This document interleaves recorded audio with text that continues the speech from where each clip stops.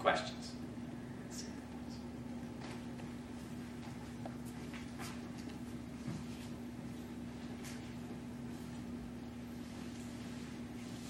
We still haven't found IP. We still haven't found the IP. Oh yes, I haven't formed I. Yes, that's coming next. Very good. So I've got my R's, right? Now I want to get my I's. My R's, as I said, I may want for other reasons if I just want to evaluate a function on my grid. But yeah, the point here is to get these I's so I can solve Poisson's equation.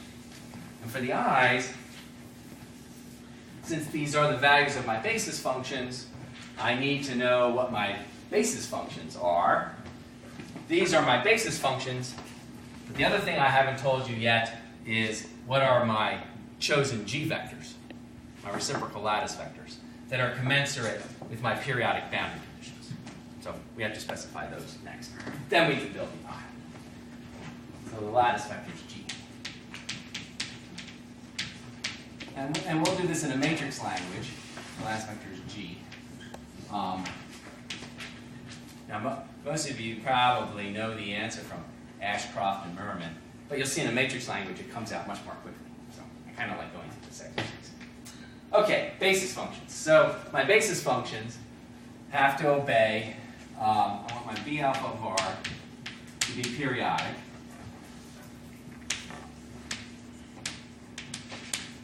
And what that means is that E to the I G alpha dot R must equal, for all three possible lattice vectors RL, right? It must be the same as E to the I G alpha dot R plus RL for all three of those.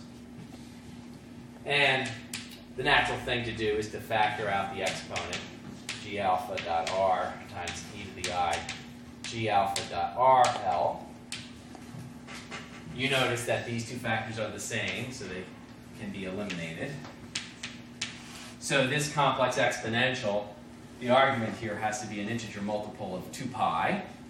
So we know then that G alpha dot RL must be 2 pi times some integer n and alpha L. Another list of integers like that. And let's now try to turn this into a matrix language. Well, G alpha dot, to do dot products, of course, the way we do that is we do transpose multiplications. The RLs, I may as well orient next to each other in my favorite matrix R. Like that. And then the result that I'm getting here is 2 pi times, let's see, here's the way I index it. I guess that's n alpha 0, n alpha 1, and alpha 2. Good. So one formula would tell me that if I want G alpha transpose for any of my vectors G, what I need to do is to do 2 pi times R inverse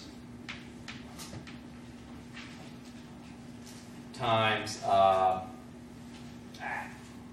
my triplet of integers, which would be n alpha gathered into a vector with these 3 components, and it's transposed because I'm looking at a row vector expression.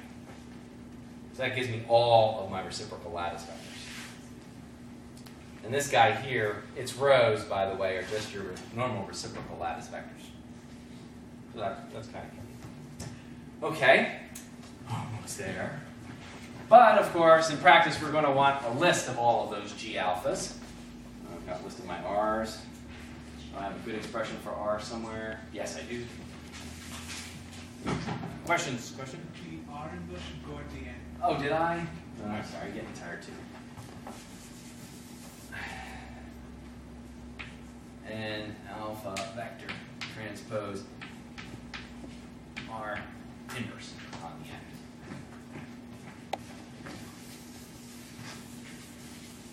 And I guess, some people prefer the transpose of that equation. You can just say that your G alpha is equal to 2 pi, what is it, R inverse transpose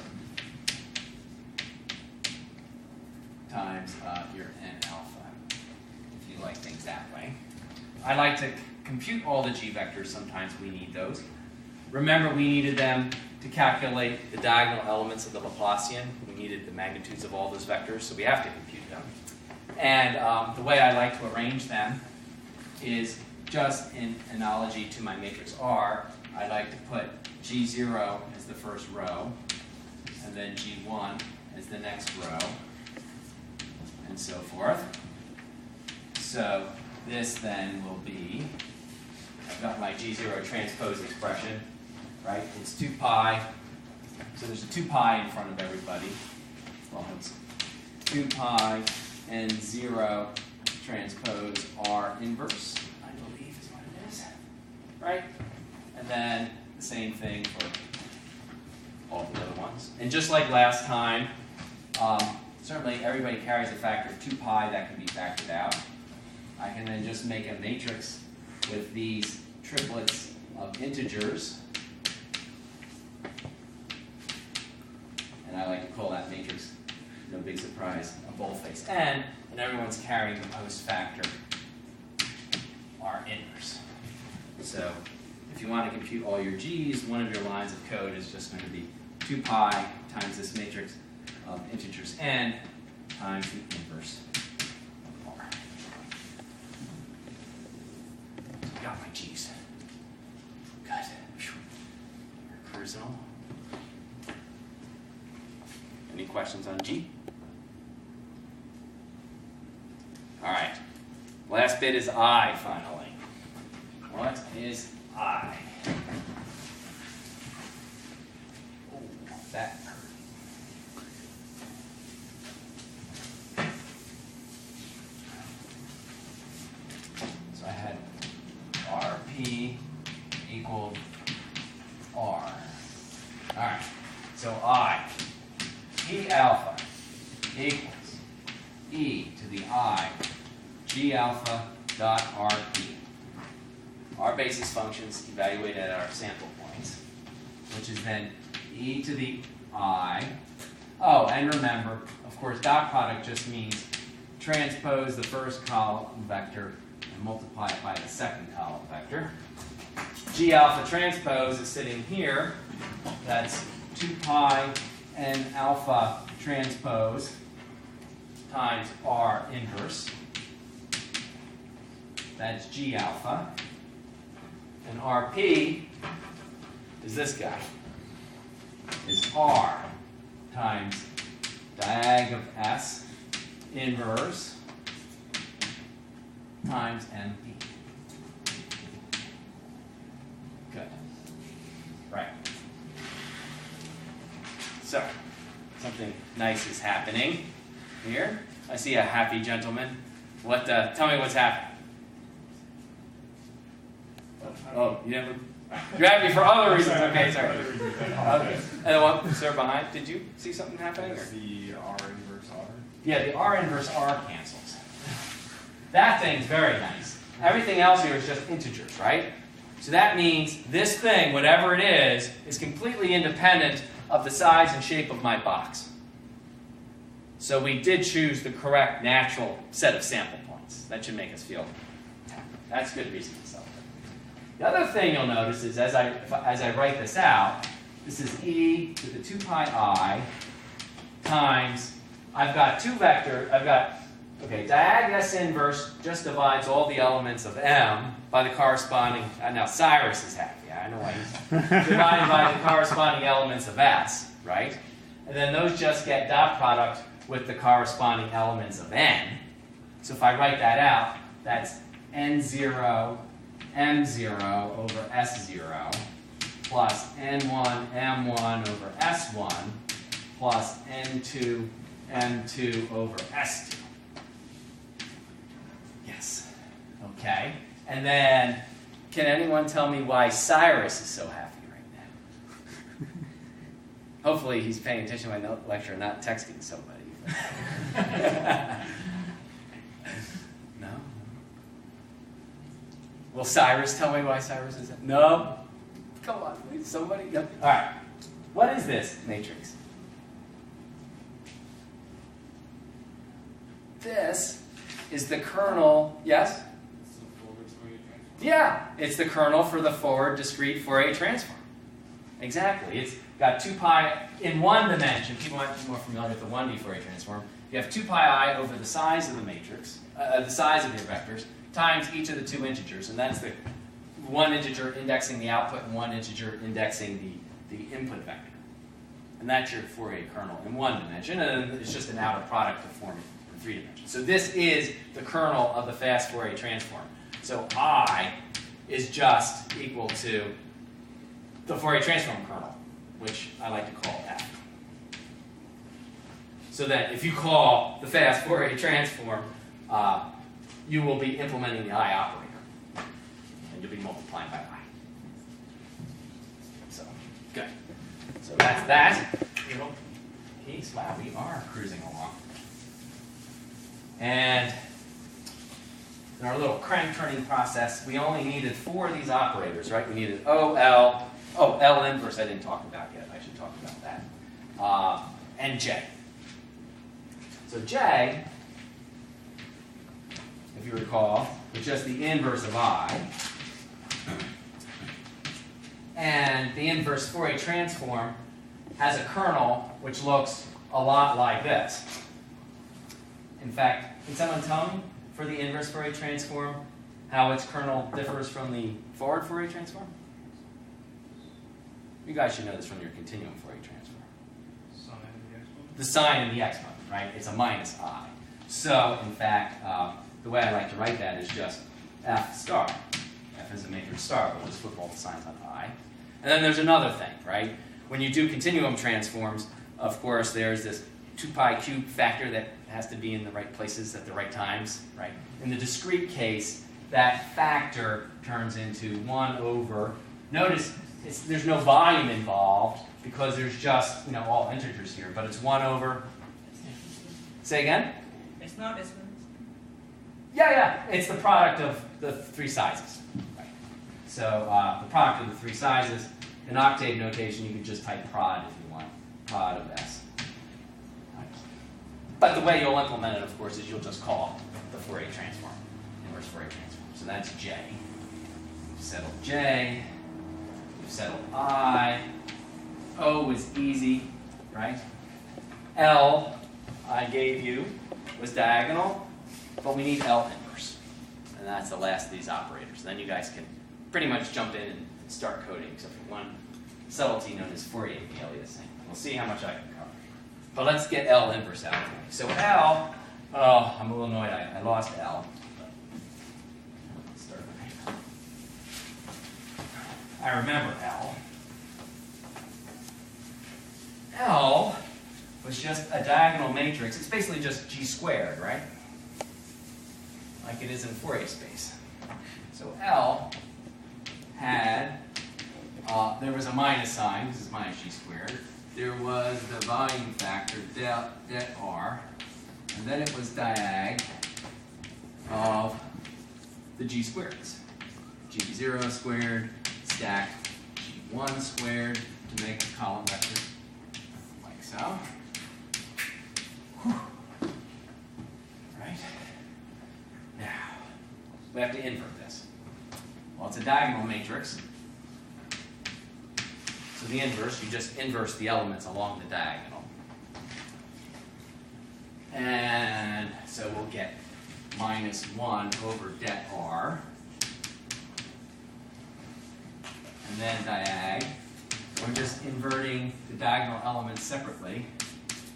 G0 to the minus 2. G1 to the minus 2. And so forth. So it's very easy to invert L in this case. And that's why, as we said, we don't have to do a solver when we're using a spectral method for Poisson's equation. We can just multiply by that set of vectors. And that's one reason why spectral methods are so powerful. And the other comment I'd make is, by the way, this second half of this lecture, really what we've done is, in our language, we've learned a lot of our language, but we're also becoming experts in using the spectrum method as well. These are all the nitty-gritty details you need to actually do a calculation with the fast Fourier transform. So we're almost there. Okay, so that's L inverse. There's one little problem with L inverse.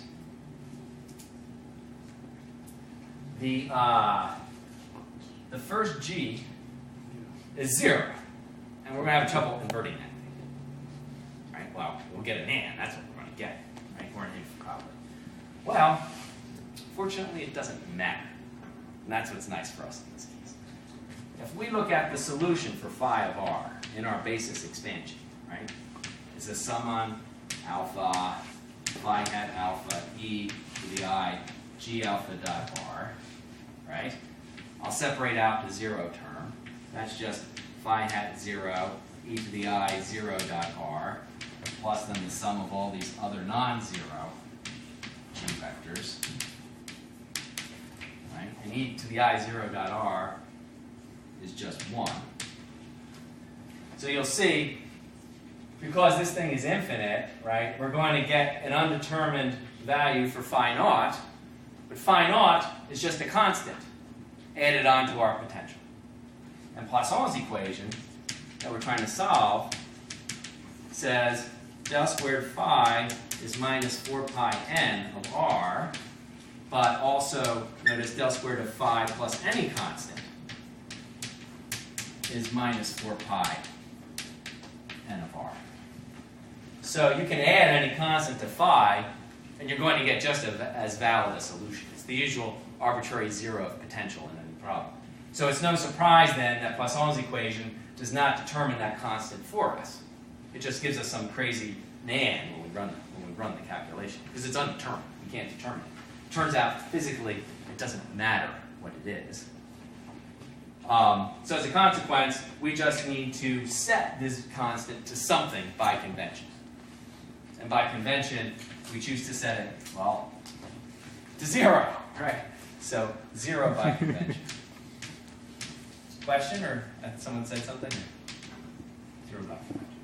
So when we implement this, all you're going to do is you will go through and do all these divisions, right? You're going to get a nan for the first component of phi, but then afterwards, you'll just set that nan to 0, because the first value phi, by convention, is 0. And then your calculation, you can go ahead and proceed. So that's the one subtlety involved here. Any questions? We're just setting the arbitrary zero potential. It's no big deal. Nothing to worry about. Nothing to see here. Move along. All right. Good. All right. Any questions? So we've specified all of our operators, with the exception of just one little subtlety, which is to actually code this up, you need to know what this matrix of n, what to actually put in that matrix. The rest of it is just a formula you can quickly code up. And also what to put in the matrix M, which I haven't written down here. But I'll write down M for you. Let's see. I'm getting a little disorganized.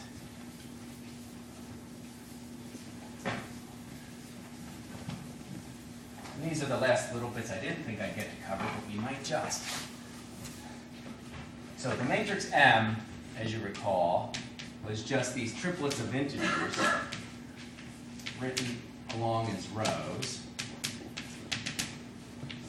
where the elements in M just had to span the whole range between 0 and S0, M1 was between 0 and S1, and similarly for the second coordinate. We just have to list all of those possibilities to make sure we index everywhere inside our little parallelepiped. So there actually is, though, a conventional order that these have to be in so that when you call the standard fast Fourier transform routine, it actually does what it's supposed to do. Right? It has a certain order in mind. And here I'm going to tell you what the order is. It goes like this, basically. As we just said, you list the 0 vector first. Then you list, it's just like an odometer kind of thing, except the first column goes fastest. This has something to do with C and Fortran and DFFTW package, blah, blah, blah. So this thing counts all the way up until you get to S0 minus 1, which is the last value for the 0 column. Then this rolls over to 0, and this thing becomes 1, and this is 0. And then this guy spans all possible values while these stay as 1s, and these stay as 0s, right? You get the idea.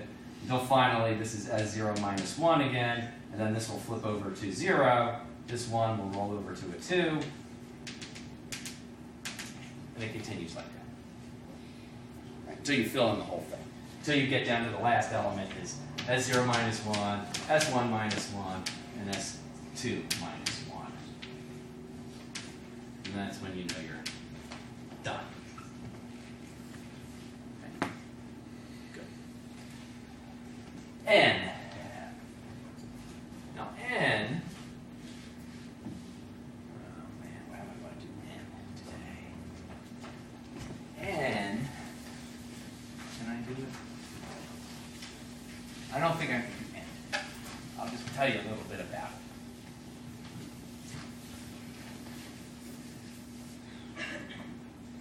I'll tell you what N is, and then I'll have to explain that in the next lecture. So N follows the same kind of pattern, right?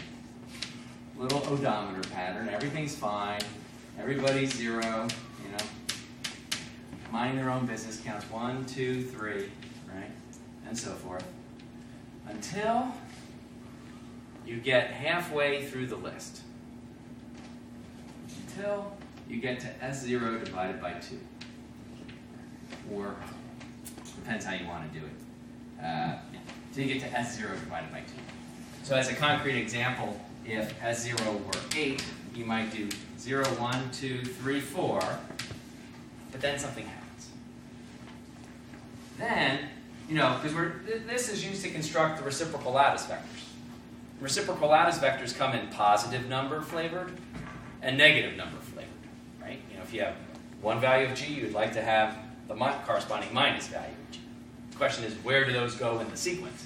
Well, after you get up to 4, you jump around to minus 3, and then to minus 2, and then to minus 1. If I've done my job right, there are 8 numbers on the board. 1, 2, 3, 4, 5, 6, 7, 8.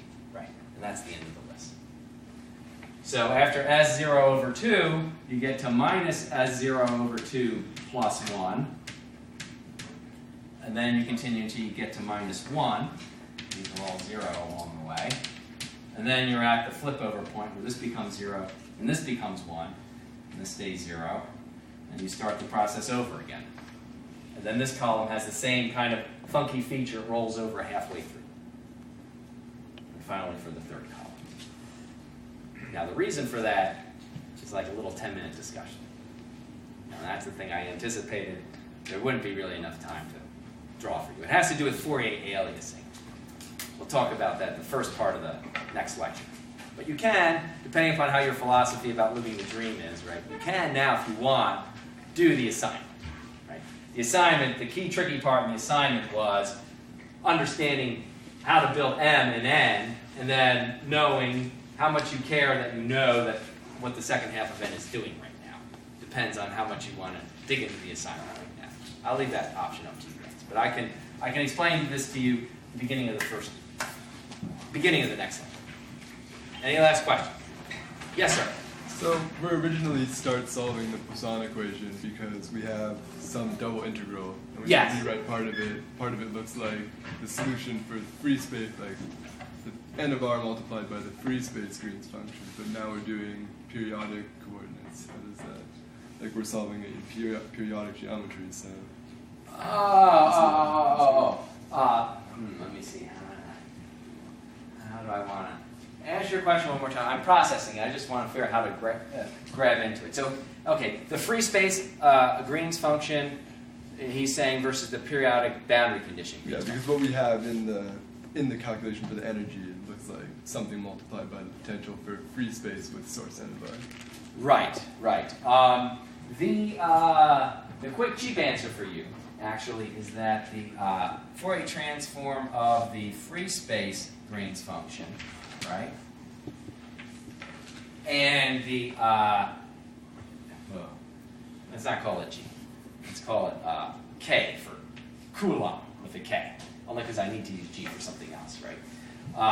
The periodic boundary condition Green's function, I would call, say, Kp, right? It only exists at discrete lattice vectors G, right? But it is the same thing as K naught, just evaluated at K equals G.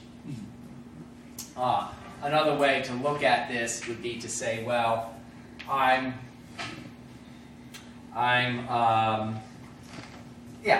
basically. So I'm still doing the free space Green's function in a way. It's just that the source happens to be periodic. I guess that's easy. Now, I haven't quite asked the right dangerous question yet, but there is a little bit of a dangerous question here, and that's partly why Cyrus was amused a couple minutes ago, separate from the other time he was amused, right? Which is that this thing of setting this to 0 has to be done very, very carefully, right? This really only makes sense if the total density that you're solving for has 0 component at G equals 0. Another manifestation of this Coulomb problem is the fact that if you have a periodic system, its energy is infinite, right? But per unit cell, a periodic system has a finite energy, right? That's because it's extensive. If it's a periodic system which contains a net charge, the energy per unit cell then becomes infinite and divergent, right? And then all of your Coulomb sums then become conditionally convergent, right? And you have to be very, very careful. Now, what's going to happen, and that's in the current assignment, is that to make sure our system is neutral, right now our system just contains the electrons. I'm solving for the potential from the electrons, right? So that system has an infinite energy per unit volume. There's a problem there. And that's reflected by the fact that this 0 inverse is going to hit a finite number. However, when I add in the nuclear charge, right, that will produce a neutral system. So there's a corresponding infinity in summing up the nuclear charges. You're going to make a calculator in the current assignment to sum up the energy of the nuclear charges, and that's going to contain this same convention to set its phi 0 equal to 0. And what that will correspond to is actually neutralizing each system with a constant compensating background, right? And those two backgrounds actually cancel. Right? So it's a long, long story, and I've pulled out many hairs over the years getting it just right under certain conditions, right? So it is a very tricky issue. But if we don't, fret on it too much, what we're saying here is all true, correct, and makes good sense. Good. Anything else? All right, guys, have a good weekend. I guess we're on Wednesday next, right? All right.